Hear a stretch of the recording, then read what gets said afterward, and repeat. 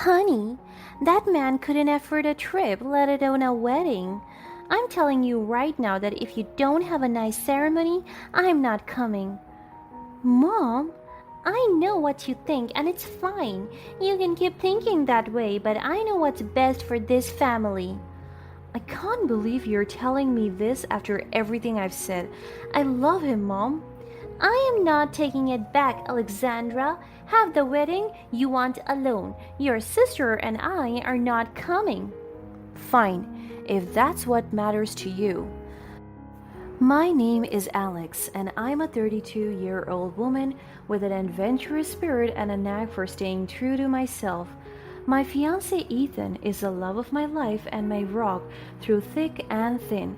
He's not only my partner but also my number one supporter, always encouraging me to chase my dreams.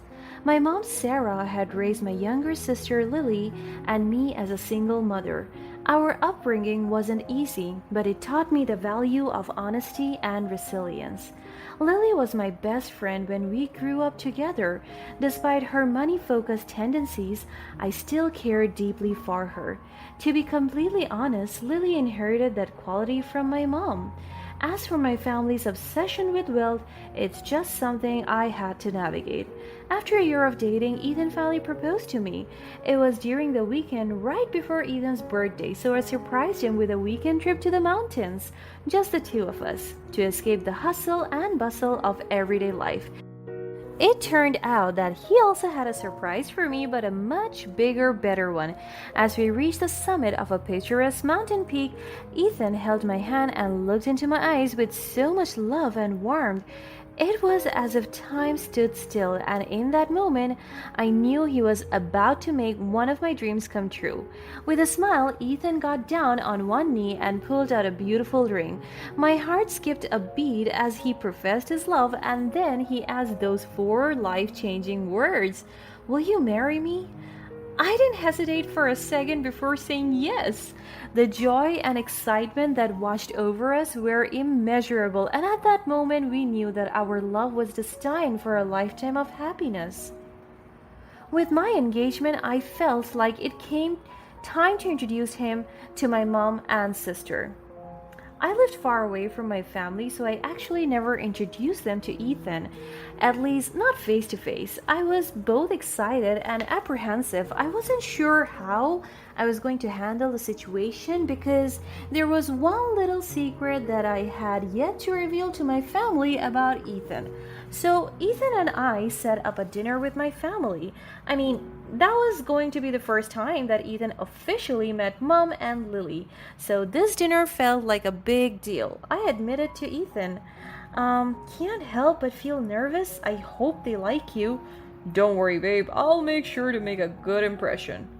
There was something I hadn't told him yet, the issue with my family and money.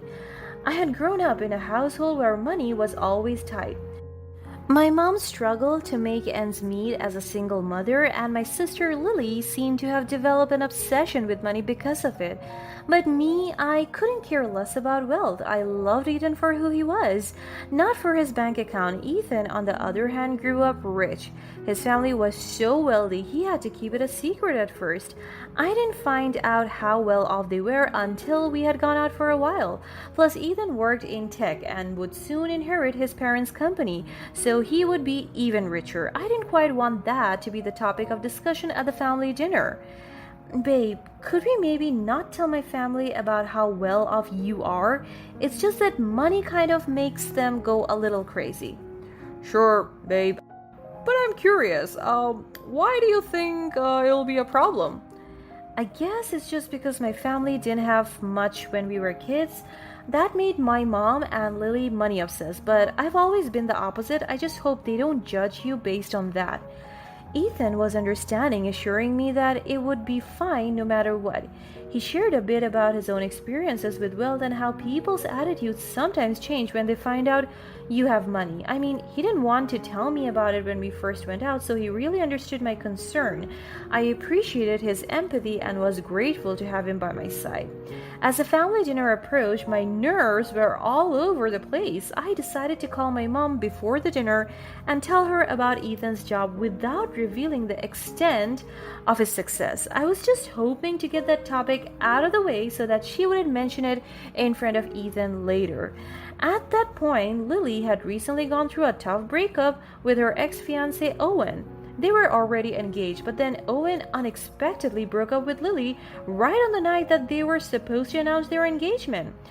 We had all really worried about Lily's well-being. She didn't want to go out or see anyone in weeks. So when my mom picked up, I asked about my heartbroken little sister. Mom, how's Lily handling everything? She's devastated. I can't believe Owen left her alone at her own engagement dinner and then broke up with her over text. It's horrible. Yeah, it is. But Mom, I actually have some news to share with you. What is it? Well, Ethan and I actually got engaged. I'm really happy, Mom. I'm just not sure how to go on about this news with Lily. Really? Have you both thought this through? Does he have a stable job? She seemed taken aback with She disappointed me a little. I thought she would be thrilled for me, the same way she was thrilled for Lily to marry Owen. I assured her that Ethan and I loved each other deeply and supported each other fully. I even mentioned Ethan's work in tech, but I didn't delve into the details. My mom seemed somewhat reassured, but her curiosity was piqued. What does he do exactly?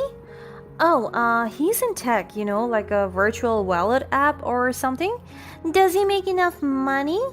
Oh, he's doing well, Mom. I'm happy with him regardless of his income. I replied to all her questions while trying to be vague. My mom listened carefully but seemed skeptical. Nevertheless, she didn't push the issue further and we moved on to discuss other things. As the family dinner day arrived, I felt a mixture of excitement and dread. I decided to pay Lily a visit to cheer her up before heading to dinner. It was during this visit that Lily found out about my engagement to Ethan. She congratulated me, and I was relieved that she seemed happy for me. However, she kept asking questions about the proposal and the weekend trip. She would go into all the details, like who paid for what or what kind of ring he bought, etc. It started to make me uncomfortable. Her mood shifted as soon as she found out that I was the one who paid for that weekend trip. Wait, you paid for the trip? Why didn't he pay for it?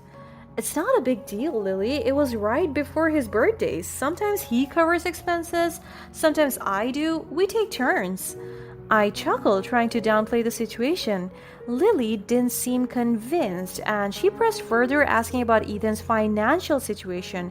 I realized then that my family's obsession with money was not something I could avoid forever, but still, I managed to change the subject once again, turning the attention back to Lily and her recent breakup with Owen.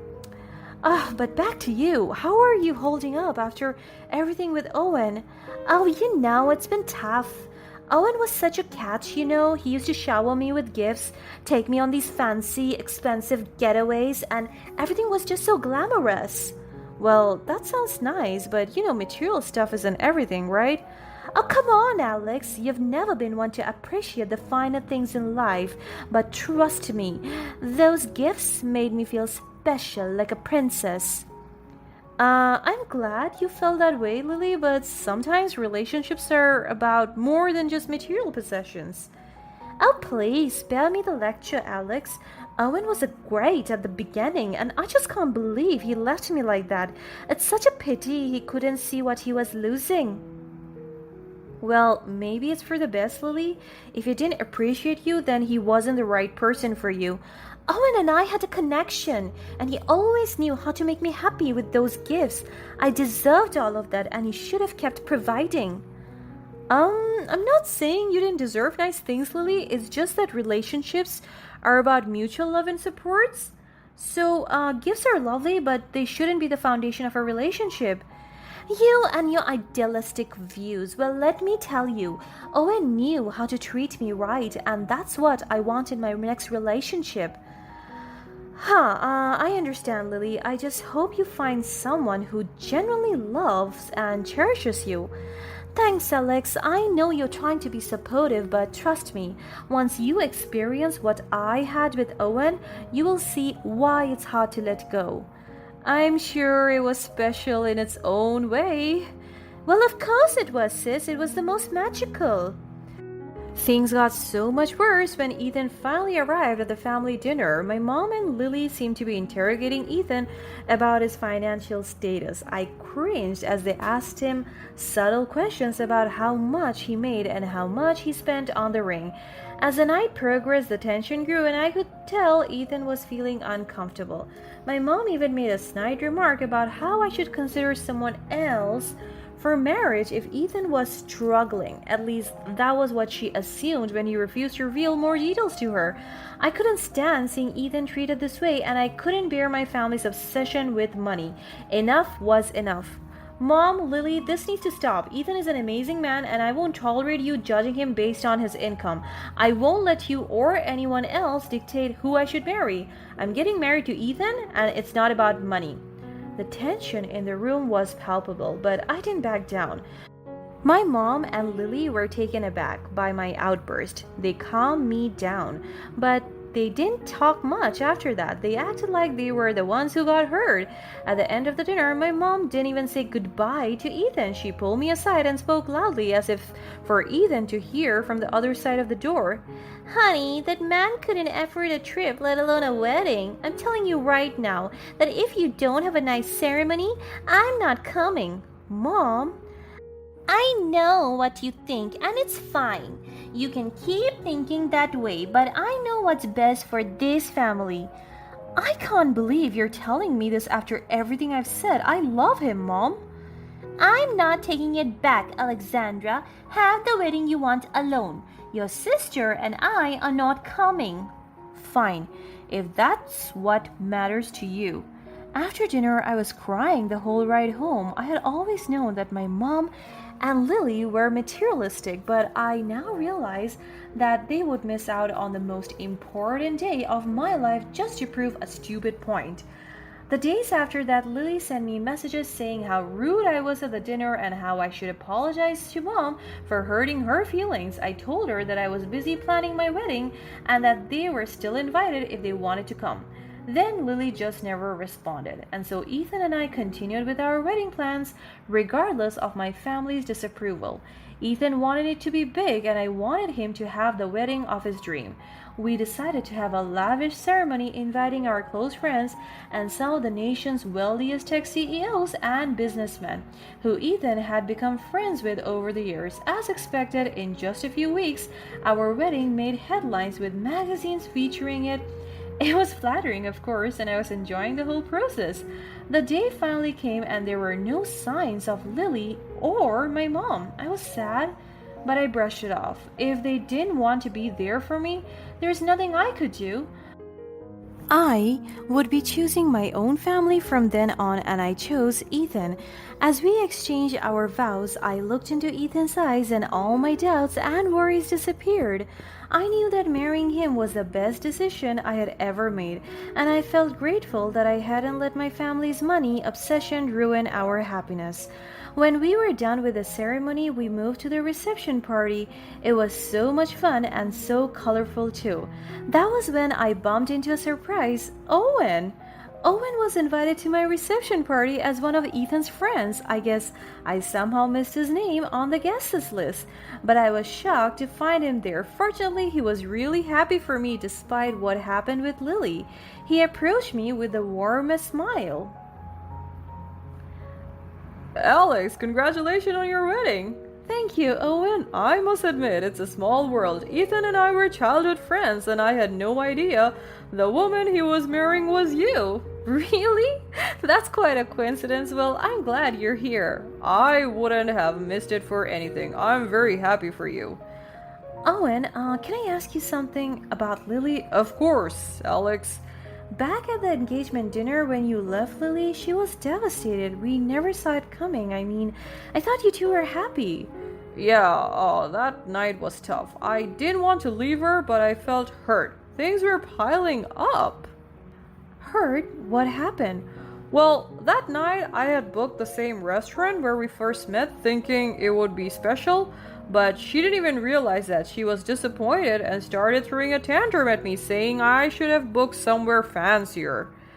Oh, Owen, I had no idea. Lily didn't recognize the restaurant. No, she didn't. She was so focused on the material stuff, and it hurt that she didn't appreciate the sentiment behind it, and that was just the last straw for me. She had been like that for years. I'm so sorry you went through that. Lily can be, well, you know her. Yeah, I do. We had our good times, but in the end, we weren't on the same page. I understand. Well, didn't want to bring the mood down. You and Ethan seem truly happy together. He's a lucky guy. And I'm lucky to have him. But you know what, Owen? I hope you find someone who appreciates you for who you are, not just the fancy gestures. Thanks, Alex. That means a lot. Everything was going well until at the corner of my eyes I saw my mom and Lily walk into the venue. They were dressed in formal attires but all sweaty with their mascara dripping down their cheeks. I was utterly in shock. Mom? Lily? What are you doing here? We wouldn't miss our own daughter's wedding, could we? Yeah, we just had to be here. But you both look like you have been through a lot. What happened? Well, we saw the news about this fancy wedding and found out about Ethan's family, so we decided to come as soon as we could. You drove 5 hours straight to get here? You didn't even tell me you were coming. Alex, I'm so sorry about everything. Can you ever forgive me? Wait, so you're only here because you know Ethan's wealthy now? I was getting pissed and everyone was turning towards us. To make matters worse, that was when Lily realized that Owen stood right next to me. She was baffled, and I explained to her that Owen was actually friends with Ethan since childhood and was invited to the reception as a groom's guest. Lily seemed to have seen her chance. Owen, I can't believe you're here. Listen, I'm messed up. Can you talk to me? Oh, no, Lily, this is your sister's wedding day. You need to get it together. Lily, let's respect his wishes and deal with this later. No, Mom, you don't understand. Owen means everything to me. Lily, that doesn't excuse what you did. I can't believe you would cause such a scene at my wedding. Well, maybe if I was the one marrying into some rich family, I wouldn't feel so desperate. As I was stunned, Lily barged into Owen, grabbing his vest and trying to make him listen. The poor guy was shocked. He immediately called security and brought both Mom and Lily outside. I decided to let him deal with them, realizing he was more of a friend to me than Lily would ever be. As my mom and Lily were escorted away, my heart was heavy with a mix of emotions. I was hurt by their behavior, but I also knew that I had to stay focused on the love and joy on my wedding day. Ethan ran outside to comfort me just in time, offering his unwavering support and love. We danced the night away, celebrating our love and the journey we were embarking on together. After that, Owen sued Lily for harassment. As it turned out, she had been verbally abusing him multiple times during their toxic relationship. Plus, the commodity at the wedding really showed how physically violent Lily could get when things didn't go her way. In the end, she had to pay him a huge amount to settle, and both my mom and Lily were broke because of that. Owen soon moved on as he had his whole life ahead and found an intelligent, beautiful woman to date. As for me, I decided to cut contact with my mom and Lily and enjoy my happily ever after with Ethan. Finally, my life felt like a dream come true.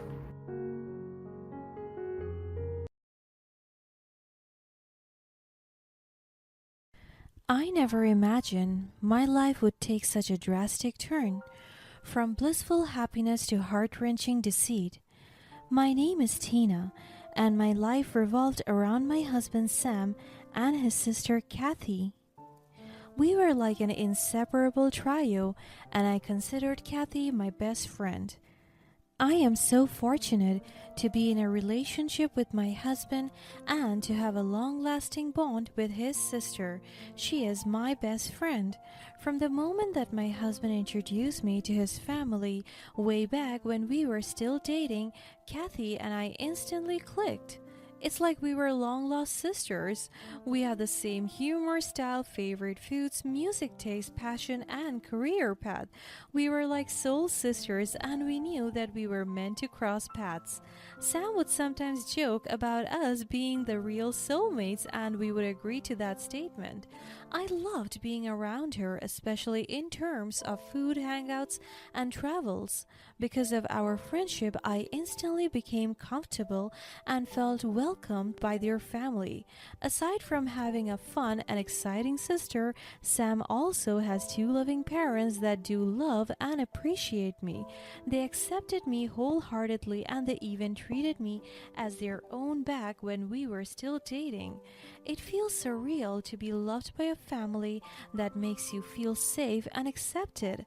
I'm often included in their trips, family gatherings, adventures, and even some of the lowest moments of their lives. I grew to love them, and over time, I'm slowly becoming part of their family. And it became official when Sam finally took out the ring, knelt before me, said the words, and I screamed the biggest yes of my life. This man is the love of my life, and I could never imagine navigating this world without him and his family by my side. The first few years of marriage were amazing. We decided not to have children yet because we wanted to focus on ourselves first. We traveled, worked on our careers, managed side hustles, invested, grew our income, and made lots and lots of memories together. But lately, my husband has grown cold towards me. Some said it is normal for relationships who just got past the honeymoon stage, maybe because of boredom and monotony, but I'm very certain that this is only just a mild rift in our relationship and we can clearly and strongly overcome this phase. And I'm very much certain because Kathy is with me. She keeps on reminding and advising me that everything will be alright and my husband will soon bring back his loving treatment towards me. I had an idea in mind that I think will solve Sam and my conflict. I told him that I wanted us to have a child already because we had enough time for ourselves through our various travels and other leisure times. We are also financially capable already and there is no need to worry. And I was so shocked by his reaction because he was so angry that he almost hit me. Baby, I'm not yet ready. We planned this already. We need 3 years to think about it. Are you dumb? I'm completely taken aback by his sudden rise of voice, but I tried to calm him out by talking to him softly. I went close to him and placed my hands on his shoulders. Babe, I'm so sorry. I just feel like our relationship is drifting apart and I just wanted us to be closer again, and I think having a baby will help us. He shrugged off my hands and looked at me angrily. Are you high or something? Because which part of we need 3 years to think about it that you don't understand? I told you I don't want a baby yet. Just get the fuck out of here. I need peace. You are so irritating clinging around me. I feel my heart beating so fast because I was too nervous by his reaction. I walked out and called Kathy immediately. I told her that Sam and I had a big fight, and she was so comforting by telling me that Sam is just stressed and that my feelings are valid and that both of us will rise above this challenge. And I agreed with her. Our bond was rough as days went by, but I still stood by my husband's side because he would still show me his affection from time to time until the fateful day when everything changed. One evening, Sam discovered a secret I had kept hidden, my $1 million savings. I mean, it was not a secret because the money was intended for our children, but I saw him navigating through my files and documents while scrolling through my computer. Oh, babe, you scared me. What are you doing going through my things? I could sense the coldness in him as he remained focused on the screen. But then he faced me. I didn't mean to startle you, Tina. I was just looking for some paperwork and I stumbled upon this folder here on the computer. It had your name on it, so I thought it might be important. I looked at the screen and it was my personal bank statements. It's just some personal savings. I have been putting aside some money for a rainy day. How much money are we talking about here? Why didn't you tell me about it? His voice was firm and sounded angry. It's not a huge amount, just a few $1,000s. I didn't think it was a big deal and I wanted to surprise you someday. Oh, surprise, huh? Well, you've surprised me. Why did you keep it a secret? I didn't want you to feel like I was hiding anything. It's just with everything going on, I thought it would be nice to have a little extra security. Security? Tina, are you trying to save up for something specific? Is there something you're not telling me? I've been thinking about our future, Sam. I want us to have a better life, and having some savings gives me peace of mind. And specifically speaking, it's for our baby. And for now, I want to save up some more. Tina, you know I want the best for both of us, but we are a team and we should be making financial decisions together. You don't have to carry this burden alone. I know, Sam, but with everything that has happened, I just felt like I needed to have some control over our situation. I was so amazed by how Sam handled the situation. It feels like the same way he used to manage our conflicts in the early stages of our relationship. You know what's a better way to spend that money? I looked at him in confusion. My love, I told you it's for the baby, and we have to save up some more to give them a better few. Can you shut the fuck up for a moment? I flinched at his sudden change of tone. He went mad again. He looked at me with irritation. Do you think I'm fine with what you did? No, I'm just trying to look fine. I could feel my nervousness etching throughout my entire body. I don't understand. Now that you completely hide from me the existence of your savings, I will have full control of it now. I was so shocked by what he said. Listen to me and do as I say. You will give the entire $1 million savings to my sister Kathy. I was confused even more. Why? He banged the table and I flinched again. I thought you were her friend. I thought you were family. How can you not know that she is sick and has cancer? My jaw dropped as I heard what he said. Are you serious? Do I look like lying to you? But Kathy would tell me immediately about the kind of thing, but she never mentioned something like that at all. My heart sank when he disclosed his intention for the money. He claimed Kathy was suffering from cancer and needed financial help for her treatment. It's not important. What's important now is that you will transfer that money to my bank account and I will pay for her medication. Am I clear? I am so skeptical of the way he demanded. It seems like he is in a hurry or something. I can just send it to her account directly. No! He stood up out of frustration. Give me the money now or I will file a divorce.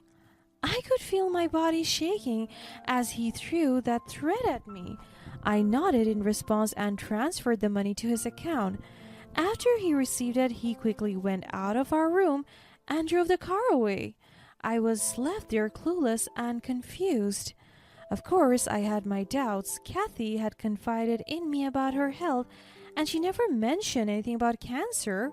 Conflicted and wanting to believe Sam, I approached her cautiously only to be met with her honesty. She was not battling cancer, and she was appalled that Sam would use such a lie to manipulate me. Sam, however, was relentless. He threatened me with divorce, using emotional blackmail to force me into transferring the entire sum to his account. My world crumbled, torn between loyalty to my friend and the fear of losing my husband. In my desperation to salvage my marriage, I complied with his demand.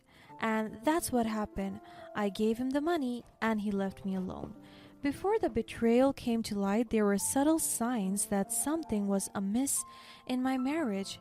Aside from being cold and unable to control his anger issues, Sam had been growing distant, spending more time away from home under the guise of work related commitments.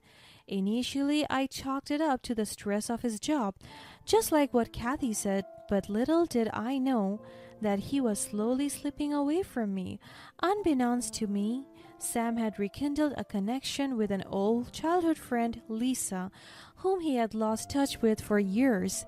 They had started communicating secretly, and their conversations gradually escalated from innocent catch-ups to flirtatious exchanges. Sam, feeling neglected in our relationship due to my trust and focus on Kathy, sought comfort and validation from Lisa. Their affair had been going on for months before Kathy discovered their betrayal. I was so blessed to have Kathy in my life because she told me everything that she knew. She had seen them together on multiple occasions, capturing enough evidence to shatter my world into pieces. She wrestled with the decision to tell me, hoping that she could protect me from the pain.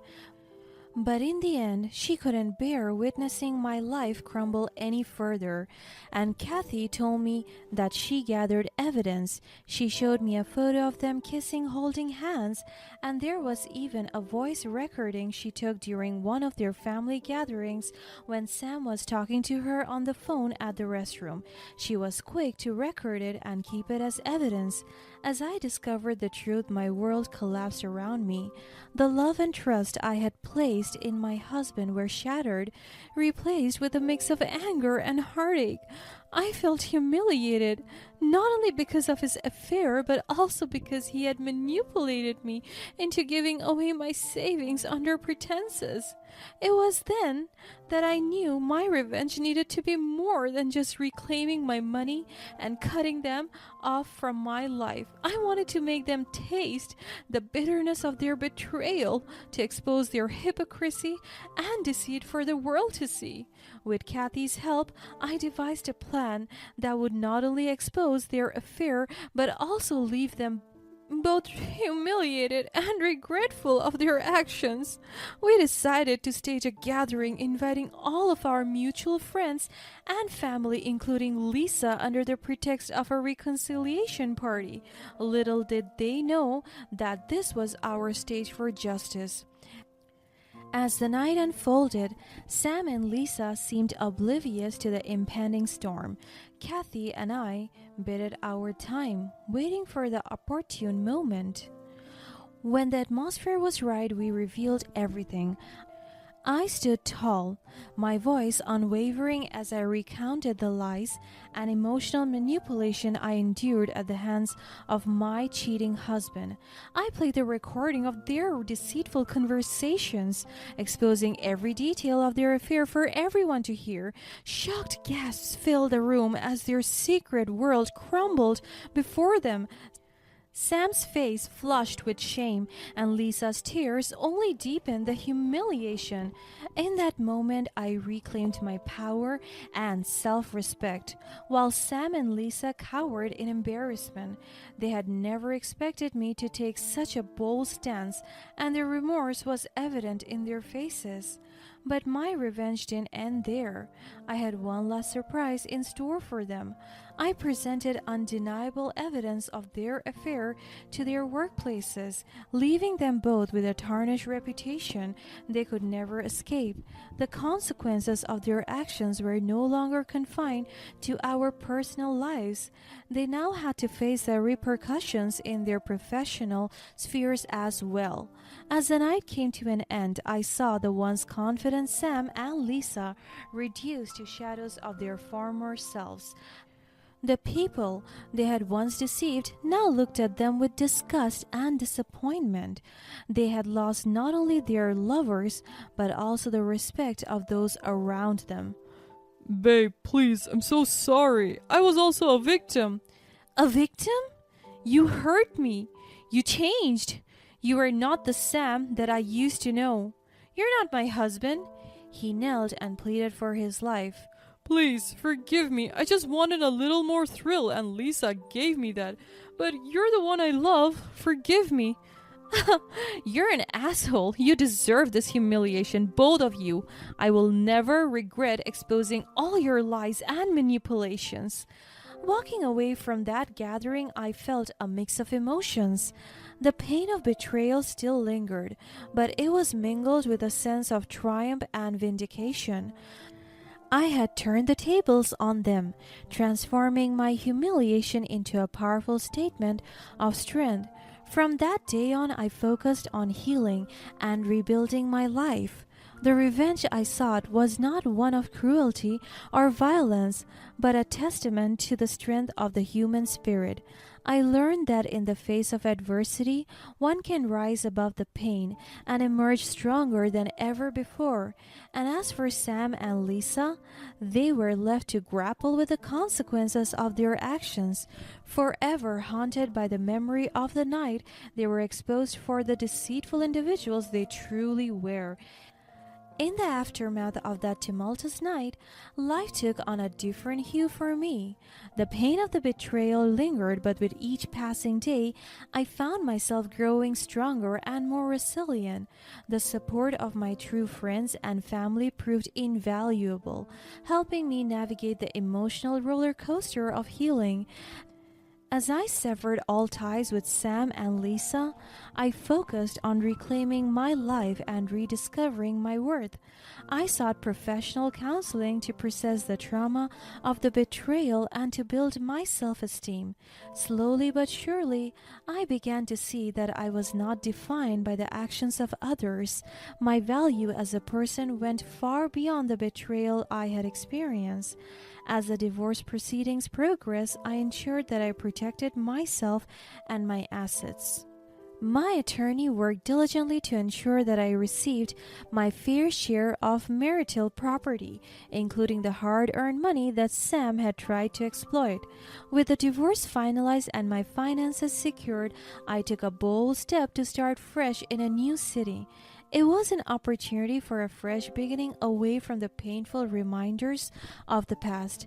I embraced the change, seeking new experiences and friendships that would help me grow. Over time, the wound left by the betrayal began to heal, but I never forgot the lessons it taught me. I became more discerning in my relationships, guarding my heart with greater caution. Trust had to be earned, and I refused to settle for anything less than genuine love and respect. During this period of self-discovery, I found solace in pursuing my passions. I threw myself into my career, excelling in my profession and achieving personal milestones that filled me with pride. I also explored hobbies that had taken a back seat during my marriage, rediscovering the joy of painting and traveling. As the months turned into years, I received occasional updates about Sam and Lisa from mutual acquaintances. Their lives had taken a downturn both personally and professionally as the consequences of their actions continued to haunt them. It was a stark reminder that the choices we make can have lasting repercussions, shaping the trajectory of our lives. But I didn't derive satisfaction from their misfortunes. Instead, their plight reinforced my belief in the importance of empathy and forgiveness. I had found closure within myself, and harboring ill will towards them would only serve as a shackle to my happiness. Though I had experienced heartbreak and humiliation, I refused to let it define me. Instead, I embraced my newfound independence and the strength I had discovered within.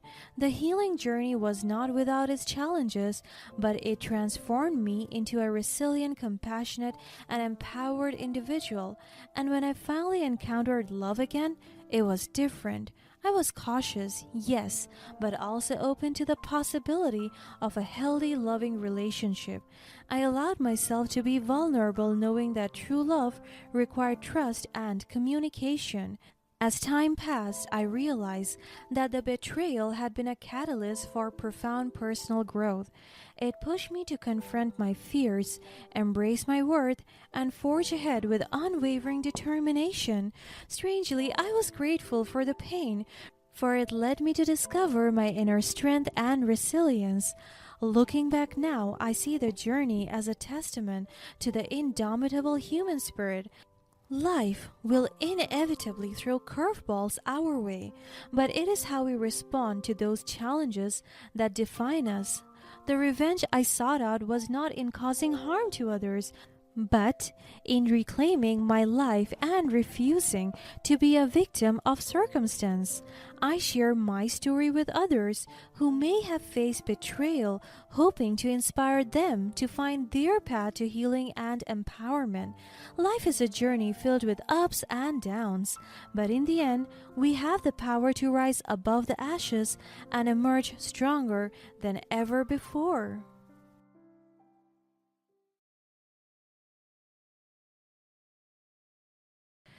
I am Emily, and I have been married to my husband Jake for 40 years. In our 60s, Jake and I are still as happily married as ever.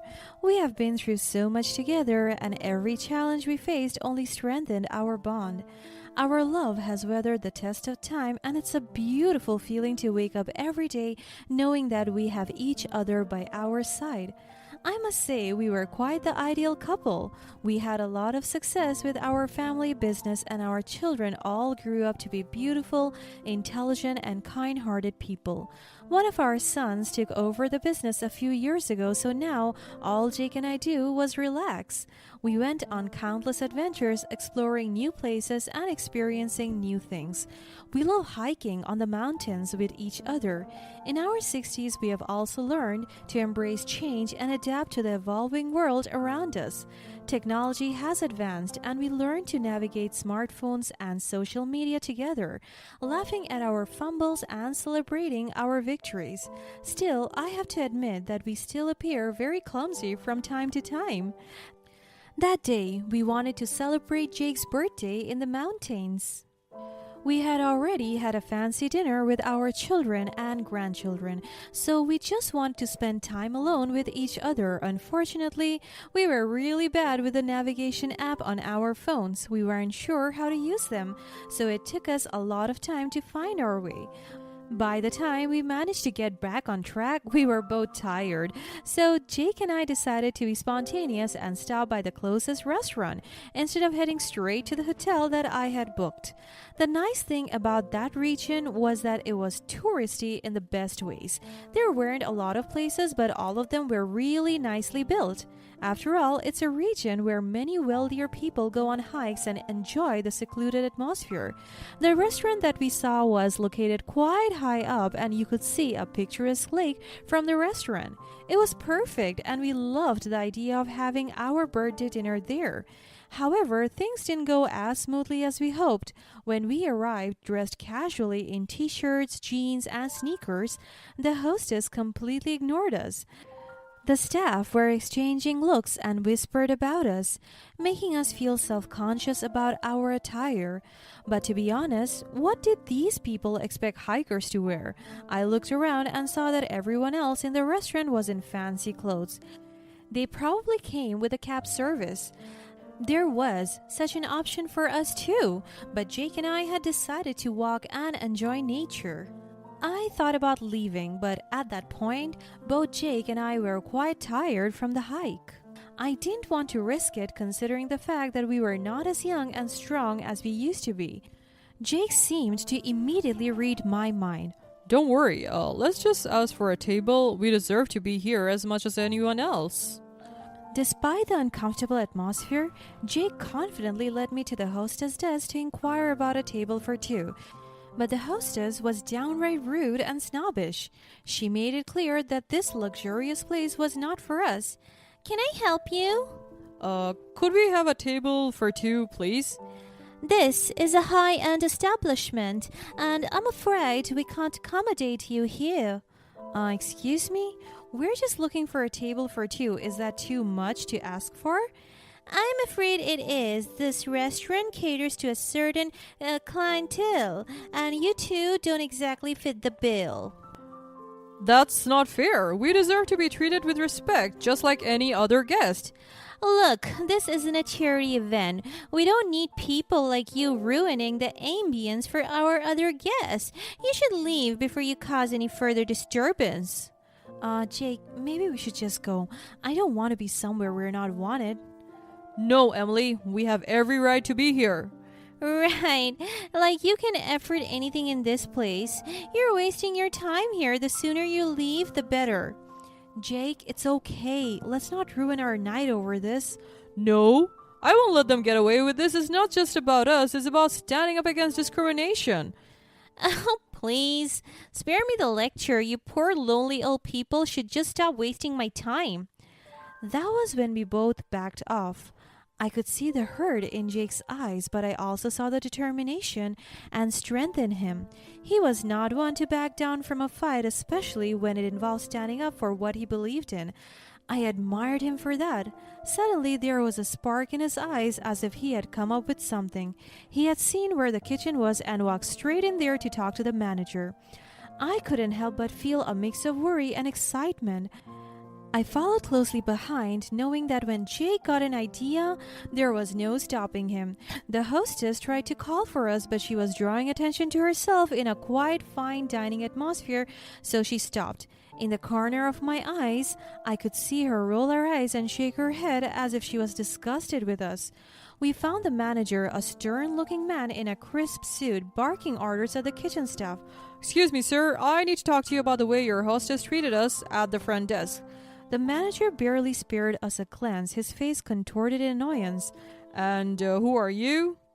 I'm a paying customer, just like everyone else in the establishment, yet your hostess treated us like we were beneath us. We deserve to be treated with respect, regardless of our appearance or social status.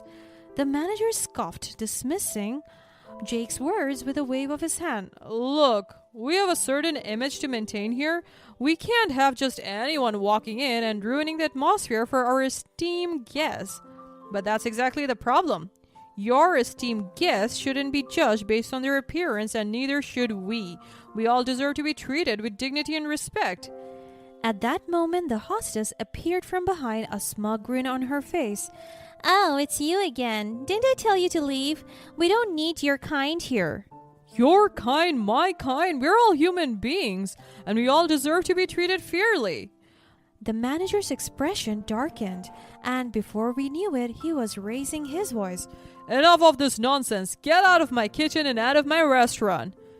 No, I won't leave until I see a change in your attitude and the way you treat your guests. You may think you're above us, but you're not above common decency. Suddenly, the manager's anger boiled over, and he lunged towards Jake, grabbing him by the collar of his shirt. I have had enough of your insolence. Get out, or I'll have you thrown out. I rushed to Jake's side, trying to pull the manager away, but his grip was too strong. I could see the fire in Jake's eyes, a mix of anger and determination. The kitchen staff looked on, unsure of what to do. The tension in the room was palpable, and I feared the situation might escalate even further. The manager pulled Jake out of the kitchen and only stopped when he realized everyone else was looking. He gave Jake and me a disgusted look and then turned back inside. I quickly turned to check if Jake was okay, and luckily he was fine. Still, we were in shock. We couldn't believe that something like that just happened. The scene could have got violent if it was not for the guests dining outside. Jake and I slowly left the restaurant feeling really violated. Just when we thought things were only getting worse and worse, we were approached by someone. A kind voice called out to us from behind. Hey, wait up! Turning around, we saw a young woman running towards us with a warm smile. I couldn't help but overhear what happened in there. I'm so sorry you had to go through that. Young lady, thank you. My name is Vera, and I'm a frequent guest at the hotel. I'm honestly appalled by the manager's behavior. He has always been so nice to me and my family. Well, I guess they're selective about when and who to be kind to. I can't believe he treated you like that. You deserve better, and you shouldn't be discouraged from enjoying this beautiful city just because of one rude person. Thank you for that, dear. I actually live nearby. If you need a ride to your hotel or anywhere else, I would be more than happy to help. Her offer warmed our hearts, and we gladly accepted. As we rode in Vera's car, her kind-hearted nature really won us over.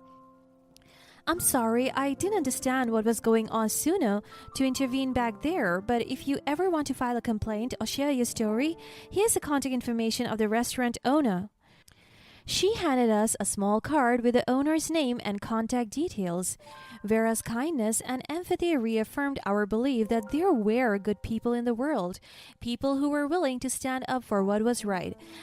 As we arrived at our hotel, we exchanged contact information with Vera, promising to keep in touch. She had become not just a kind stranger, but a friend, a reminder that acts of kindness could have a profound impact on someone's life. Despite the unpleasant incident at the restaurant on Jake's birthday, we were determined not to let it ruin our special night.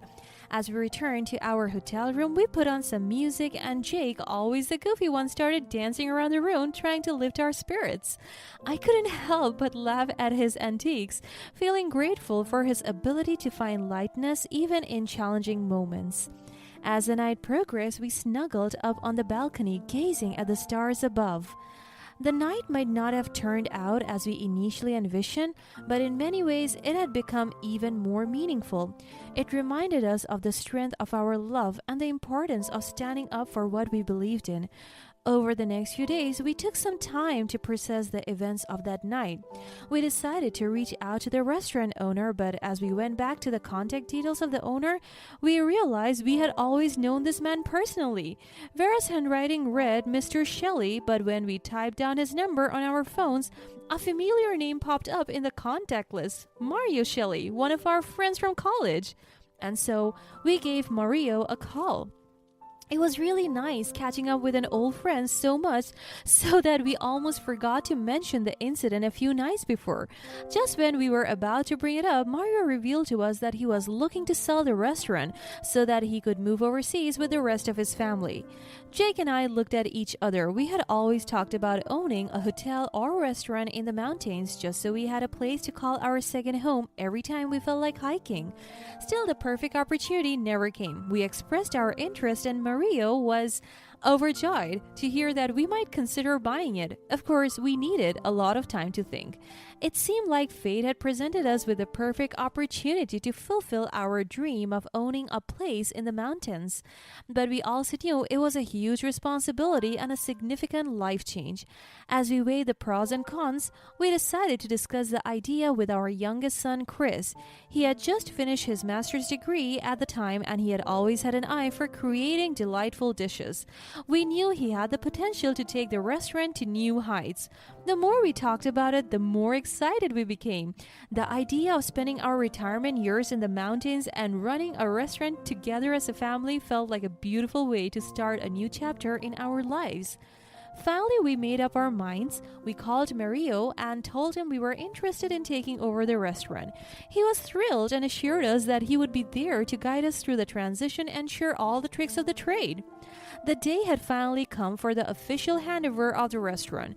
Mario had graciously offered to accompany Jake and me to the establishment, and we were filled with a mix of excitement and anticipation.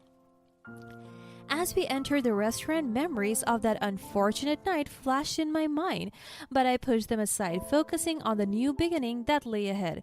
To our surprise, the atmosphere felt different right from the start. The manager, who had been so rude and dismissive before, greeted us with a smile. He shook our hands warmly, expressing his excitement about the transition. I'm thrilled that the restaurant would be in such capable hands. I have heard wonderful things about your plans, and I'm confident it will continue to thrive under your ownership. Jake looked at him for a moment, absorbing the change in demeanor. Thank you, but I must be honest, I have some reservations about your future in this restaurant. Oh, I assure you, I'm fully committed to supporting the new owners and ensuring a smooth transition. I'm sorry, but your behavior towards us and the other guests was unacceptable. We believe in creating an inclusive and respectful environment for everyone who walks through these doors. I'm sorry if our staff might come across that way, but I assure you I have always been very polite to prestigious guests like you. Are you sure? Absolutely, but our staff could be quite stressed on some nights. You know how a busy restaurant might get. Do you remember us at all? Excuse me, I'm not sure We were the hiker couple you treated so rudely. Your behavior was hurtful and discriminatory, and it's not the kind of attitude we want in this restaurant. The manager's face paled and he looked stunned. He stammered, clearly realizing the gravity of his actions. I'm truly sorry for how I treated you. It was completely unacceptable and I deeply regret my behavior. We all kept quiet due to such an insincere apology. The manager seemed to sink into himself, realizing the consequences of his actions. Then he looked to Mario, as if to ask for help. Mario just gave him a disappointing look. Slowly, the manager walked out of the restaurant, mumbling words I couldn't quite make clear. The next few days brought significant changes to the restaurant. With a renewed focus on creating a welcoming atmosphere, we found new staff members who shared our values and were committed to providing the best experience for our guests. And just as Jake had done, the hostess who had treated us poorly was also let go. We wanted to ensure that every person who worked in the restaurant understood the importance of treating others with kindness. With a fresh start, the restaurant thrived under our ownership. Over time, we became known not just for our delicious food, but for the warm and inviting atmosphere we created. The restaurant became a gathering place for locals and tourists alike, a place where everyone felt welcome and valued. Chris became the head chef, and his culinary creations brought a fresh and innovative twist to the restaurant's menu. Our guests raved about his dishes, and his passion for cooking shone through in every bite. One sunny afternoon, as the restaurant bustled with guests, a familiar face caught Chris's eye. It was Vera, the kind stranger who had stood up for us on that unforgettable night months ago. Her warm smile and radiant presence lit up the room, and Chris couldn't help but feel drawn to her. They got to know each other and got along incredibly well. As days turned into weeks, Chris and Vera's connection deepened. They spent hours together exploring the mountains, sharing stories, and supporting each other's dreams. Their love blossomed like wildflowers in spring, pure, vibrant, and full of life. Their love story became an integral part of the restaurant, filling it with even more joy and love. In the end, I realized that even in the worst moments, there are always glimmers of hope. If we choose kindness and determination, good things will always happen to us.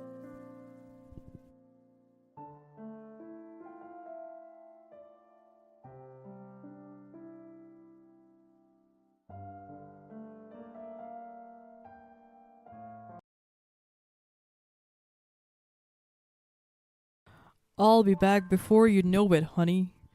I'm going to miss you like crazy. I know.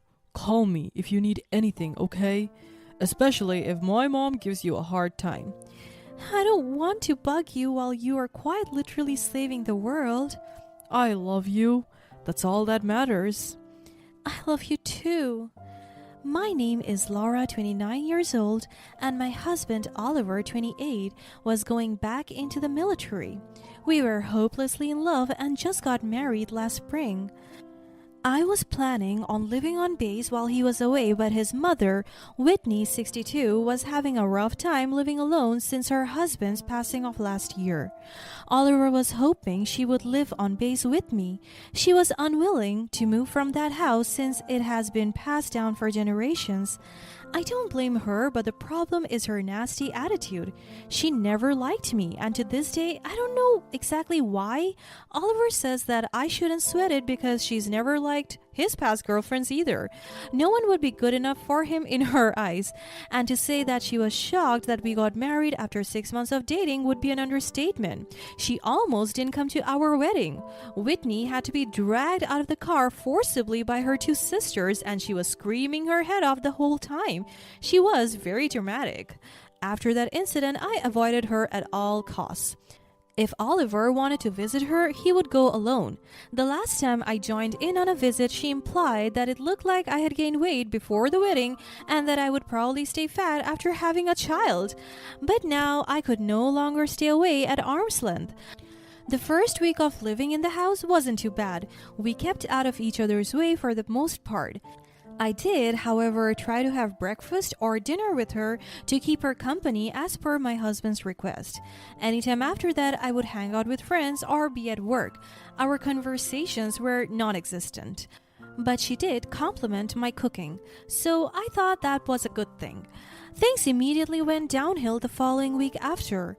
I planned on making breakfast for us, but no eggs and bacon were in sight. I checked the freezer, and again there was nothing. I decided to do a quick grocery store run. So I went through the pantry and the refrigerator to see what we needed. I then went to the store and bought everything. I didn't mind doing this, but Whitney did.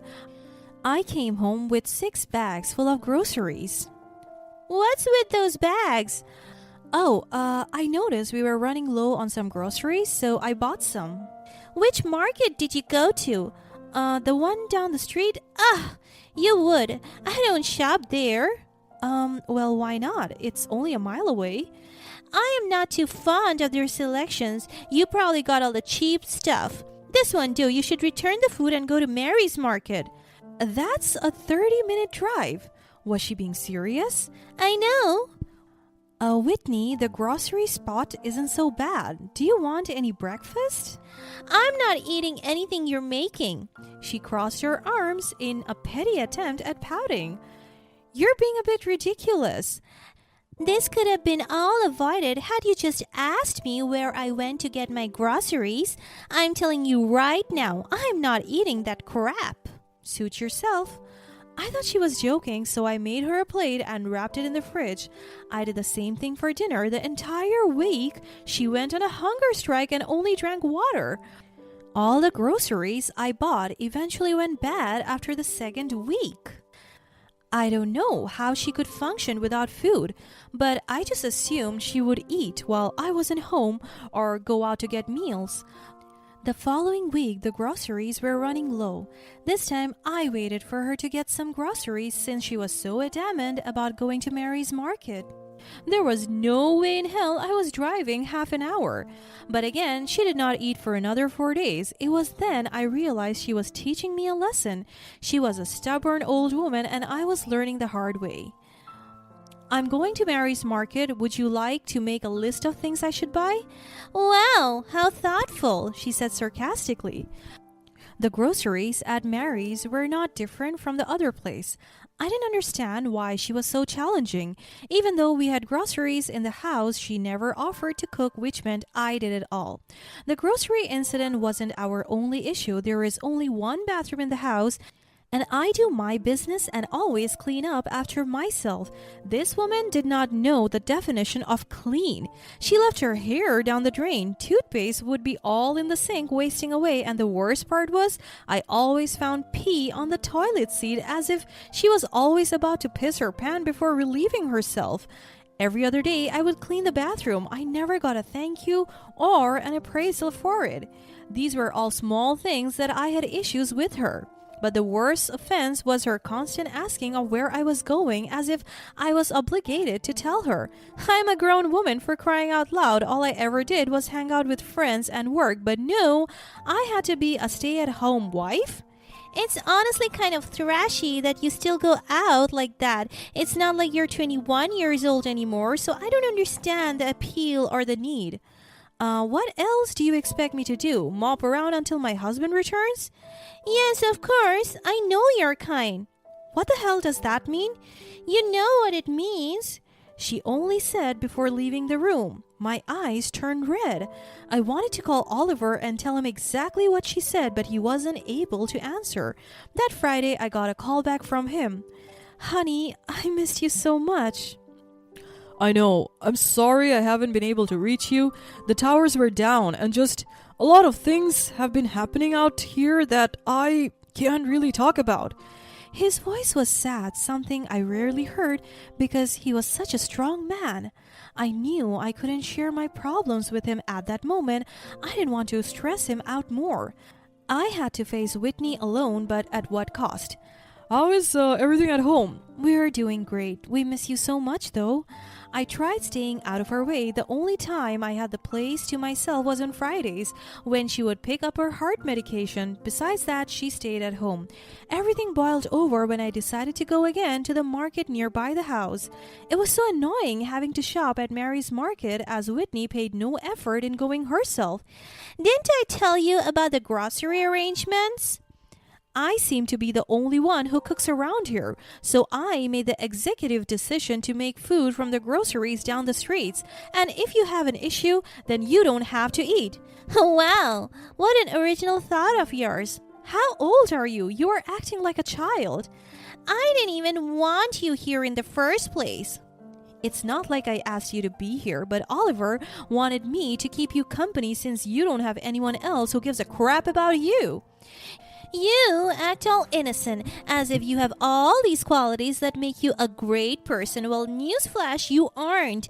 I know your true intentions. You only got together with my son for his health insurance. Why else would you rush the wedding? That's further from the truth. Where did you get these delusions? We rushed the wedding because we are in love. These are not delusions. They are. I love your son, and you should know this by now. If only he knew what kind of floozy you were, coming and going as you please, wasting away any potential of dignity. You are a married woman going out with God knows who. That's the last straw. Do not talk to me with disrespect. I sneered. I felt myself lose control of my temper. I could care less. As a matter of fact, get out of my house. What? Get the hell out of my house, or I'm going to call the police. You are a deranged woman. Get out! She screamed, throwing the nearest glass on the floor. I didn't know what to do. I grabbed my keys and my wallet, but before leaving for good, I had a bad idea. Maybe rage was testing my limits, but whatever that may be, I swooped her own car keys. Before I knew what I was doing, I was pocketing them and on my way out the door, with her still screaming at the top of her lungs. I stayed at a friend, Carly's house. I didn't know what to expect, but maybe a phone call apologizing for her behavior? I got none of that. When Friday came rolling around, I surely expected a call, but nothing. She could easily pick up her phone and ask me where she might have misplaced her keys, or better yet, tell me to come home. Neither of those things happened. I tried to rationalize why she wasn't going to call. Maybe she called a taxi? Perhaps a friend took her to the pharmacist? But Whitney had no friends. How was she going to get her meds? By the second week, I began to worry, but Carly reminded me that Whitney had done this to herself. Good people get good actions. The same applies to bad people as well. Even when Oliver called, I always avoided the topic of his mother. After 3 weeks, his mother finally rang. It took her 3.5 weeks to collect her wits and call me. Well, look who decided to. Where the hell are my keys at? I am sick of this blatant disrespect. I can't. Is everything okay? No, I know what you did, and since I'm without my keys, I haven't been able to go to the pharmacist. That doesn't sound like that's my problem. You are sadistic, you know what? I am sadistic? Me? I'm not the one who threw their own family out on the streets with nowhere to go. Do not categorize me as family. I began to hear wheezing on the other side of the call. Just say 2 magic words and the keys are yours. I'll call the police. You would have already, so why start that now? I am not apologizing for anything. I did nothing wrong. Suit yourself. Right away. Right before I pressed the call to end, she began, I'm sorry. Please, Laura, please. I need this medicine, okay? I can't function. Say pretty please. I didn't say I was a good person either. Pretty please. Wonderful. I went straight home, finding her on the steps of the house. She was ready for those keys. As soon as she left the house, I had this sudden feeling of guilt inside me, ready to burst. It was my conscience catching up with actions, and I didn't feel right. What started out as a bad decision after another could have cost my mother-in-law's life. I knew what I had to do. I called Oliver. Hi, honey. How's everything at home? I did something terrible. I blurted out. What do you mean? you're going to hate me, and I won't blame you. Whatever it is, we will get through this together. What happened? Did you cheat on me? Of course not. No, it's not that. Me and your mother had a bit of a squabble, and she kicked me out of the house. What the hell? Are you serious?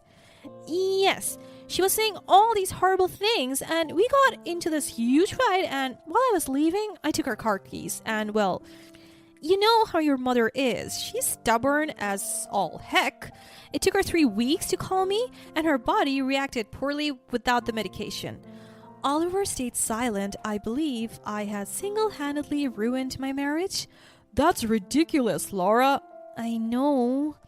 I felt tears stinging in my eyes. This is, wow. I don't know what to say. Say anything, please. I'll have to call you back. He never did. Instead, he went on emergency leave and came home. His mother was all right, but royally pissed off with me, but somehow, in some twisted way, it made her respect me more than she did prior. Leave it in the past, Oliver. It happened. I'm fine. How can I? This sounds insane. Both of you. You left her out on the streets with no clothes for something so stupid, and Laura took away your car keys so you got sick. This is madness. As a result, his mother, him, and I went to family therapy to resolve some hidden anger on all 3 sides. Whitney admitted her wrongs but also said something I'll never forget in the first therapy meeting. Laura was the first girl ever to challenge me, and I'll take that to heart for the rest of my life, Oliver. Sure, she's a little crazy, but so is your mom. She's a keeper.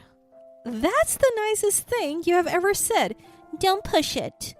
Since then, Oliver and my relationship had bounced back to how it was before all of this had occurred. As for Whitney and I, we'll never like each other, but we do love and respect one another.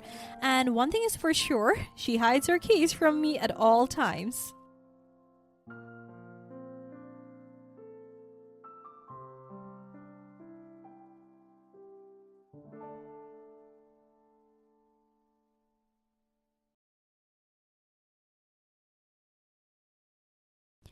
You idiots. You're all incompetent. I paid you all to do this at St. Mary's Chapel, not here. This is St. Mary's Chapel. What? What are you talking about? About that. Hello, I'm Luna. Just like any other girl, I wanted a peaceful wedding, but just like any other sister, I was a target of a sibling rivalry. It all started when we were all gathered at our family dinner, and I felt a mix of excitement and nerves as I finally decided to share the date for our wedding. It was a moment I had been eagerly waiting for.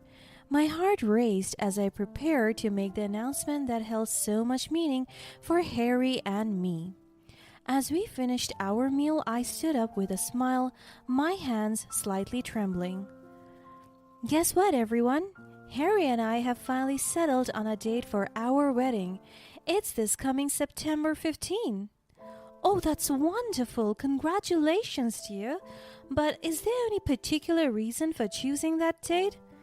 Actually, there is, and I'm glad you asked.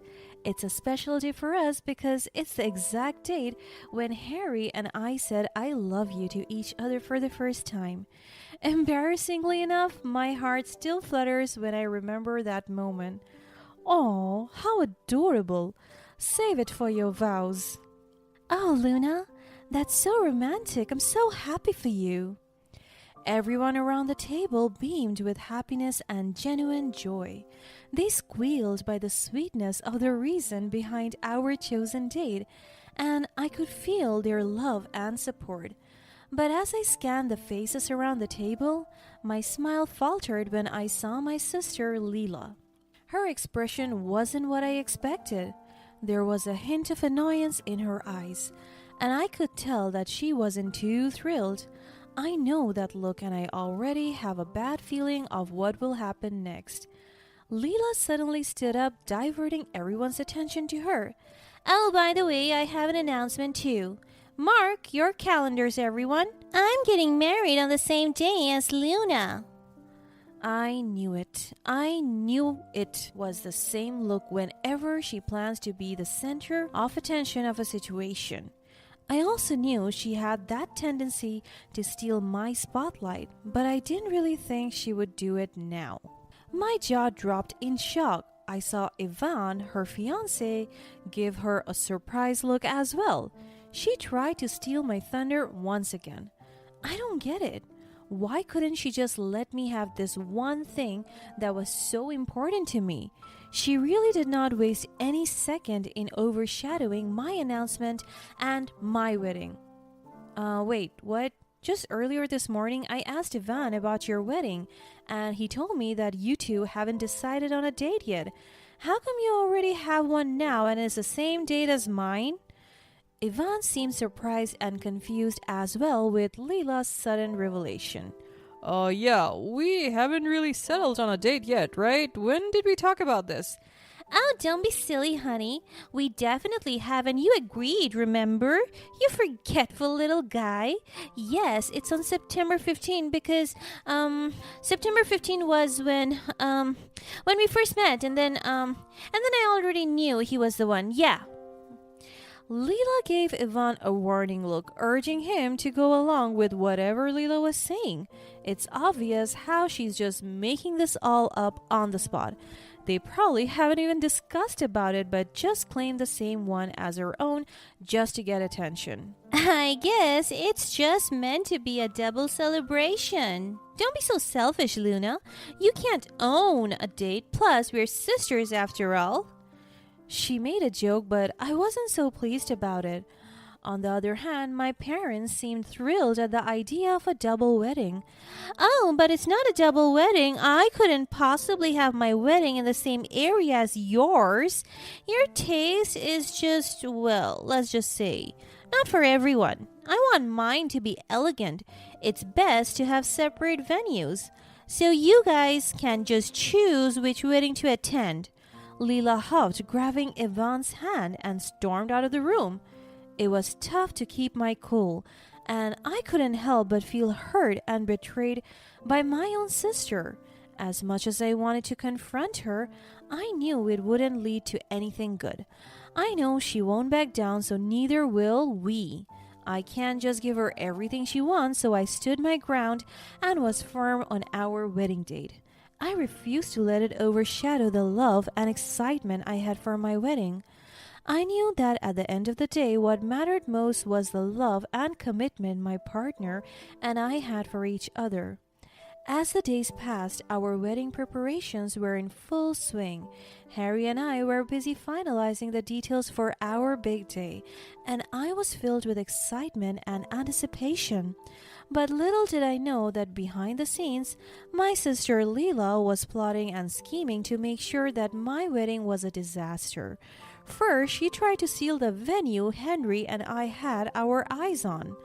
When the news reached Leela on how we got to book the venue first, she confronted Ivan in a fit of rage.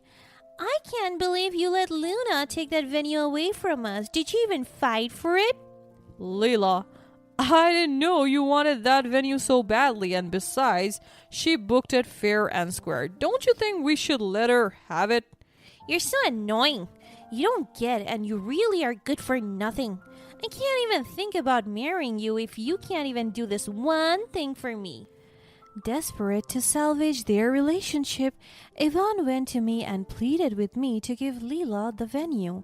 He explained how much it meant to her and how devastated she was about losing it. At first, I was hesitant, but I pitied him. All right, Ivan, I understand how much this means to you. I'll allow it. Just this one time, I'll give her the venue, if it will give you both some peace of mind. Thank you for your kindness, Luna. I owe you one. The day of our weddings had finally arrived, and I couldn't contain my excitement as I got ready to marry the love of my life, Harry. As the time for the ceremony approached, I couldn't help but feel a twinge of disappointment. Most of our extended family and friends had chosen to attend Leela's wedding instead, enticed by her promise of expensive souvenirs for the attendees. My parents decided to attend the first half of my wedding and just catch up with Leela's wedding afterwards. In Leela's wedding, horror enveloped her that day. As she slipped into her stunning wedding gown, surrounded by her bridesmaids, her maid of honor handed her the bridal bouquet. What kind of bouquet is that? This is trash. I can't even bring myself to hold that dirty thing. Expecting gorgeous blooms, she received a wilted one with petals drooping and edges turning brown. I don't know. It's what the florist gave me. I'm sorry, Leela. Her bridesmaids tried to reassure her, but there was little they could do to salvage the bouquet at that point. They speculated that perhaps the flowers had been exposed to too much heat or had been cut too early, causing them to wilt prematurely. Oh my god, I'm totally suing those florists after this. Such scammers. Leela felt her heart sink while clutching her sad-looking bouquet. It was far from the glamorous and elegant accessory she had imagined for her wedding day. When the ceremony started, the door finally opened and Leela made her entrance as the bride. But then she got even more mortified. Not only was her bouquet wilted, but so are the floral arrangement decor on the venue. She had no choice but to walk down the aisle surrounded by the scent of decay and walk on disintegrating rose petals guiding her towards the altar. As Leela stood at the altar, she tried to compose herself despite the embarrassment brought by the flowers. But just as they were about to exchange their vows, a loud commotion from outside the venue disrupted the solemn atmosphere. The sound of a man's slurred voice shouting incoherently echoed through the air, drawing everyone's attention away from the ceremony. Ladies and gentlemen, we seem to have a disturbance outside. Let's give it a moment to settle down. What's going on out there? I have no idea. I can't believe they chose to cause a scene today of all days. I'm the king of the world. Woo-hoo-hoo. Some guests went outside, approached the drunk man, and asked him to leave. Let's continue. Leela, please say your vows. Ivan, you've shown me what true love is, and I can't wait to spend the rest of my life with you. Through thick and thin, I promise to stand by your side and support you in everything you do. I love you more than words can express. I love weddings. Woohoo! I used to be married once. I remember back in the day. I'm sorry, Ivan. This is just too much. As the drunk man continued to disrupt the ceremony with his loud and nonsensical rambling, Leela's frustration reached its peak. With all eyes on her, Leela stepped away from the altar briefly and shouted at the drunk man far away. Excuse me, sir, this is a private event. Your presence is not welcome here. Please leave immediately. The guests, who were outside, escorted the drunk man away from the venue, making sure he was safely away from the wedding. Leela had dreamed of this day for so long, imagining herself as a poised and elegant bride, radiating grace and beauty. But because of the drunk man, her shouts were a sharp contrast to the soft and gentle tones she had hoped to use during her vows. Aware that all eyes were on her, she felt a burning flush of embarrassment on her cheeks. As the ceremony concluded, it was time for the highly anticipated cake cutting. Leela tried her best to shake off the humiliation she suffered from earlier and put on a brave smile. As the cake was wheeled in, towering and elegant, Leela's excitement began to build again. She stood side by side with Yvonne, ready to share this sweet moment together. But just as they picked up the knife to cut the first slice, a collective gasp echoed through the room. The cake, a masterpiece she had painstakingly chosen and designed, suddenly started to lean, then tilt, and before anyone could react, it came crashing down.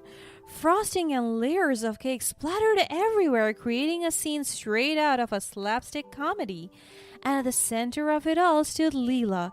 Her expensive dress and her hair and makeup that took hours to complete were now ruined. She was speechless and stunned.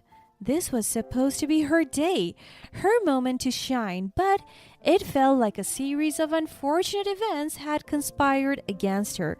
Leela's eyes widened as the pieces fell into place. Hold on.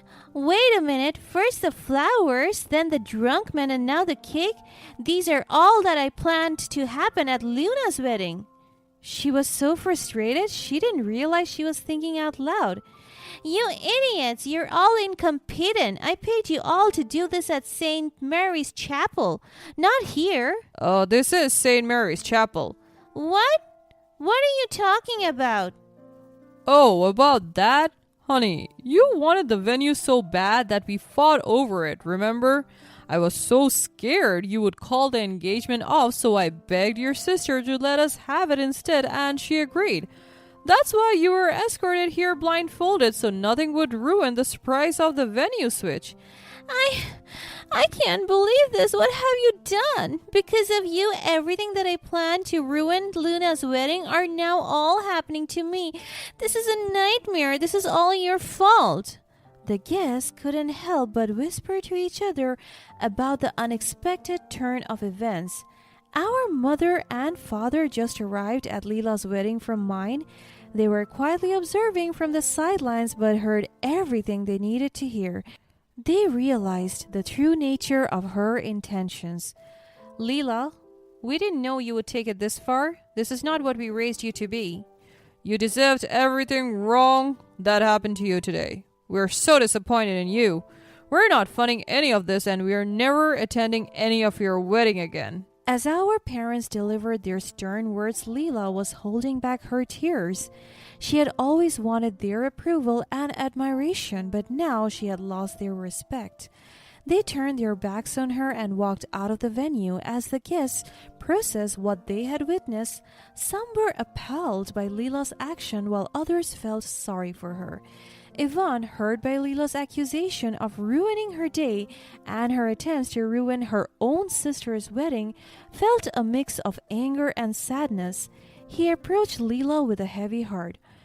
All I ever wanted was to make you happy, but I can't stand by and watch you hurt others and yourself like this. With that, he turned away from her as well and walked away from the altar, leaving Leela standing there in disbelief. The realization of what she had done and the consequences of her actions hit her hard. As time went on, Leela's life collapsed just like her wedding cake. Our parents' disappointment and disapproval of her actions had left a profound impact on their relationship. They became distant from her, no longer communicating with her as they once did. Yvonne's departure on their wedding day marked the end of their relationship as well. Leela's attempts to manipulate and control him pushed him away, and he couldn't bear to be with someone who couldn't see beyond her own desires. Now Leela found herself single and alone, with no one to blame but herself for the mess she had created. On the other hand, my marriage blossomed with each passing day, with my wedding day going perfectly all according to what I imagined it would be. It's just funny how my sister tried to be the baker of her own destiny, but well, sorry to say, karma already had a slice of cake ready for her.